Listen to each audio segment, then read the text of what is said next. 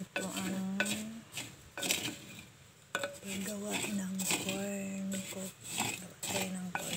coffee.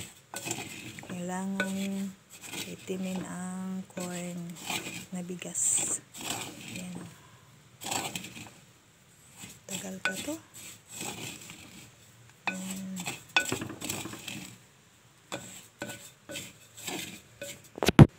Hindi kasi pwede ito hindi maitim. Kailangan maitim ito. Yung ano na siya. Yung tawag nun. Sunog na sunog. Tapos pag gusto mong mag-coffee,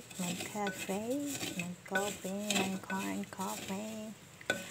Lutuin mo yan, pakuluan mo na siya tubig, saka isang ganito lang pwede na yan. Masarap ang patanggal ng kabag. Yan, malapit na masunog lahat. Wow, sarap ito.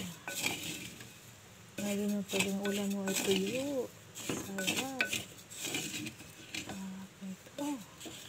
Grabe. Ito po, pwede na natin masyadong pitimin kasi ano siya, yung sa Bisaya pait na siya. Pwede na ito.